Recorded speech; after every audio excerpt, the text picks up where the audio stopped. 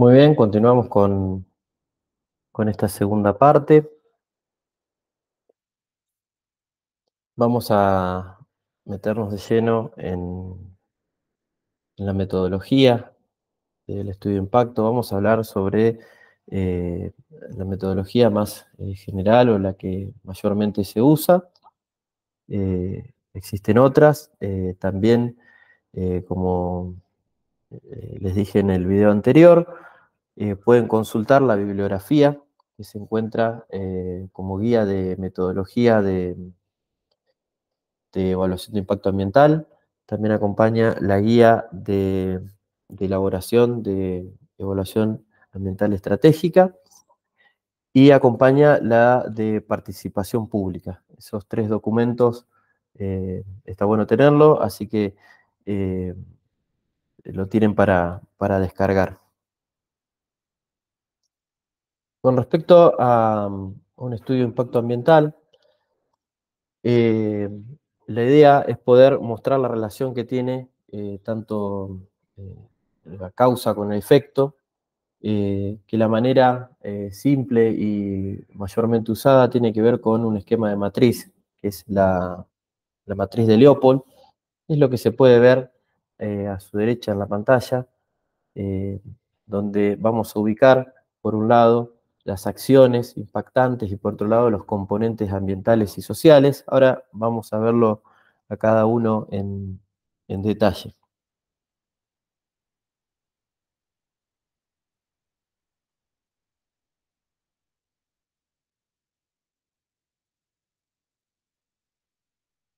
Bueno, a modo también de resumen, ¿no? Esta matriz de impacto ambiental permite tener esa relación tanto de filas como de columnas, que es lo que propone, por un lado, tener las acciones impactantes en las filas y por otro lado, los factores ambientales y sociales en las columnas, o viceversa. La verdad que hay de los dos casos.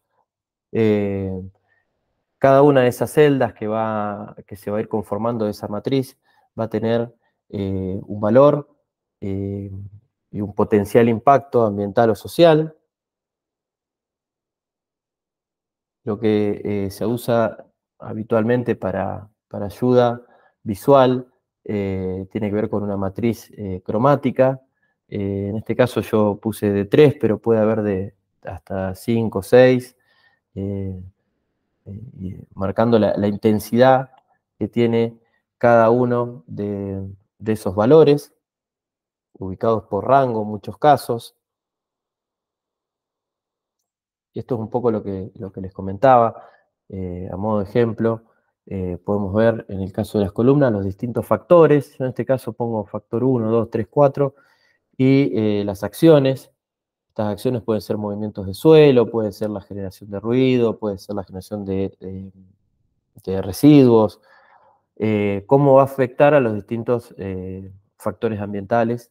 En este caso, a modo de ejemplo, una celda que quedó con -1, como decía anteriormente, en la escala cromática quedaría en un naranja claro. Eh, la metodología que comúnmente, si bien ya tiene sus años, pero es la herramienta que actualmente mayormente se utiliza, es la propuesta por Conesa Fernández Vitora, que abajo pueden ver la polinómica, la fórmula para darle valor a esos impactos. Eh, Así, viéndola de esta manera, parece como algo que no se puede entender, pero vamos a ir viendo cada uno de esos componentes de esta polinómica. En principio, eh, tener en cuenta que el impacto debemos calificarlo si es un impacto positivo o es un impacto negativo.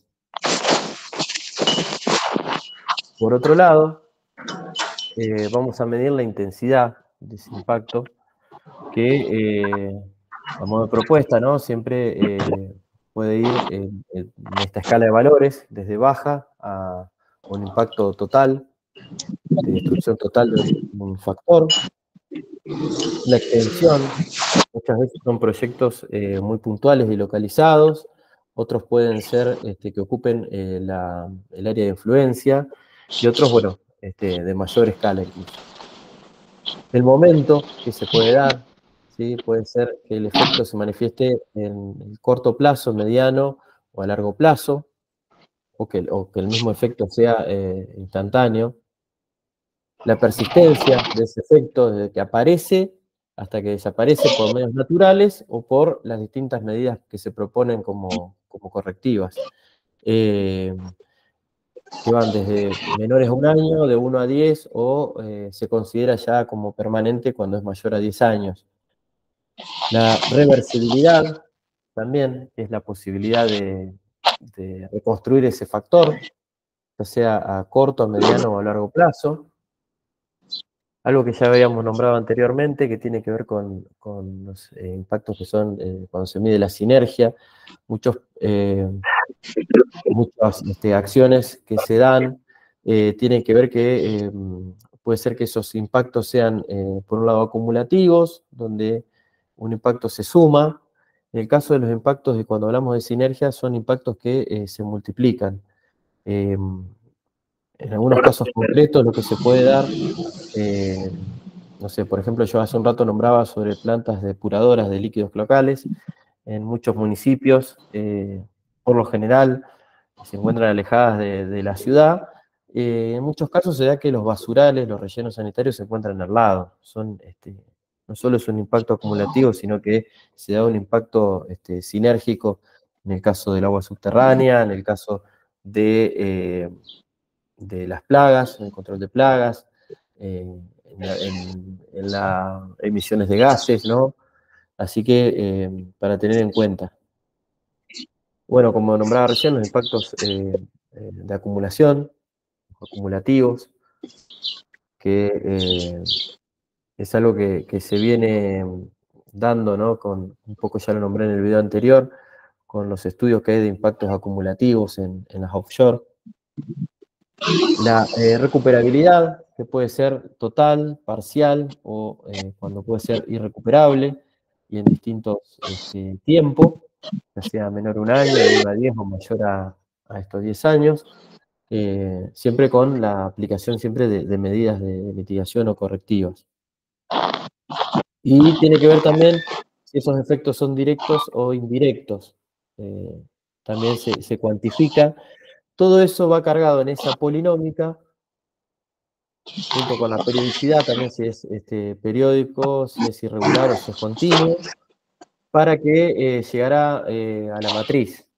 En este caso, como pueden ver, es una matriz muy compleja, donde obtenemos muchos factores que se cruzan con varios componentes del ambiente y de la sociedad, los componentes sociales, y según la tonalidad podemos ver si es positivo o negativo, y no se llega a ver bien, pero también va a estar cuantificado con un valor que tiene que ver con esta polinómica, y cuando la terminamos de hacer nos da el resultado y nos va a dar un valor que es el que se va a poder ver en la matriz cromática también.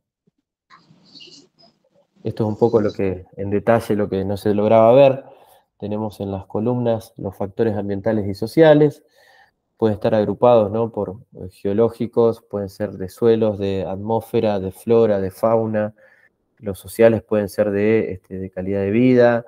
Puede también incluirse el patrimonio arqueológico o el patrimonio paleontológico. Y por otro lado, en las filas vamos a tener las acciones de los proyectos, que van desde, puede ser movimientos de tierra, puede ser la limpieza de un bosque, puede ser también que tenga que ver con el cambio en el escurrimiento o en la escorrentía del agua, ¿sí? Distintas acciones que tienen que ver con obras, con la creación de terraplenes, con la propia obra, muchas veces de construcción de alguna planta, de los caminos, la conexión, esas acciones que se van a ir cruzando con los componentes del ambiente y los factores sociales. El estudio de impacto ambiental también tiene una característica muy particular que yo decidí poner, bueno, un poco este ciclo, pero tiene que ver con los planes de gestión ambiental, que el objetivo es mitigar los impactos negativos y maximizar los positivos en todas las fases del proyecto, desde la obra hasta el momento de la ejecución, la operación y cuando es el cierre. Como todo estudio de impacto también debe actualizarse, es interesante, yo por eso digo esto del ciclo, donde el plan de gestión ambiental debería retroalimentarse de las distintas monitoreos y fiscalizaciones que se haga tanto de una obra como de la operación. Bueno, ¿qué es un plan de gestión ambiental? En principio, bueno, explico el ciclo que tiene que ver con identificar los impactos negativos, eh, evaluarlos, digamos, para proponer distintas medidas, ya sea para la gestión y para el monitoreo, ya sea del aire, del agua, del suelo, eh, y a partir de ahí que se genere una retroalimentación en el caso eh, de algunos componentes o algunos impactos negativos que con ciertas medidas se pueden ir corrigiendo, en el caso de algunas remediaciones también, poder generar nuevos planes de gestión ambiental actualizados y que tengan que ver con lo que está sucediendo en ese momento. Es interesante hacer esos planteos y que no siempre sea lo mismo. Eh, por lo general, los planes de gestión ambiental se presentan en tablas, eh, donde se encuentran las distintas acciones del proyecto y su medida de mitigación. Es interesante detenerse en esto y poder pensar en nuevas medidas de mitigación, en nuevos impactos, ¿no? Sobre todo cuando se dan distintas adendas o actualizaciones de los estudios de impacto, poder generar nuevas medidas de mitigación. Cuando hablamos de medidas de mitigación, son aquellas acciones que se llevan a cabo para gestionar los potenciales impactos y presentan distintas jerarquías. En principio, cuando hablamos de lo que es la primera instancia, digamos, en esta jerarquía, siempre lo que se busca es prevenir, es hacer prevención de los distintos impactos. Esto siempre se logra a través no sé, nuevas herramientas tecnológicas, muchas veces ajustando también o modificando ubicaciones y escalas en los proyectos. Entonces uno va evitando así y haciendo prevención de futuros impactos. Siempre es importante esto, eh, tenerlo en cuenta en las fases iniciales de los proyectos para evitar futuros inconvenientes.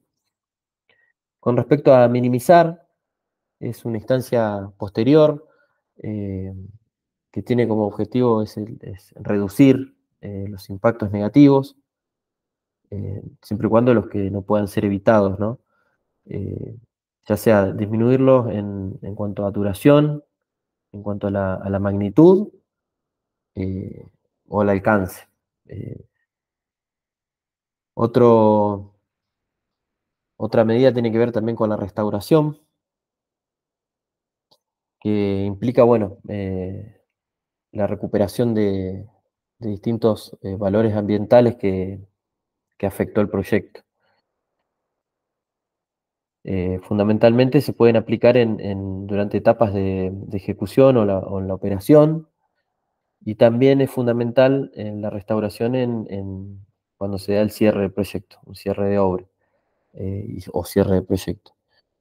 Eh, Siempre hay que tener en cuenta que es importante que se aplique cuando las dos anteriores, tanto evitar como minimizar, eh, no han podido ser posibles, ¿no? Lo mismo para la compensación, que se trata de medidas de conservación, en muchos casos de la biodiversidad, eh, por lo general la compensación lo que busca es neutralizar un impacto. eh, en muchos casos, o como dije recién, eh, es fundamental que las medidas de compensación, eh, nada, no sea la última instancia. Siempre hay que tratar de ir primero por las medidas de prevención, de minimizar y de restaurar en algunos casos y no llegar a las medidas compensatorias. Si se da, en el caso de que tenga que ser una medida compensatoria, siempre se busca que esa compensación en el territorio sea de las características similares, ya sea en la naturaleza, en la calidad de alguno de estos recursos, en la función propia que pueda llegar a tener, en la biodiversidad, es fundamental.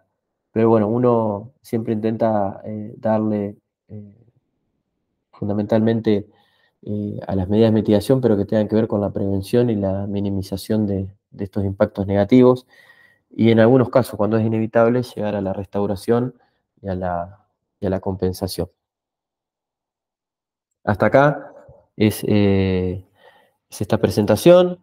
Eh, Hasta acá vamos a hablar sobre estudios de impacto ambiental. Queda pendiente una tercera presentación que tiene que ver con evaluación estratégica, evaluación ambiental estratégica.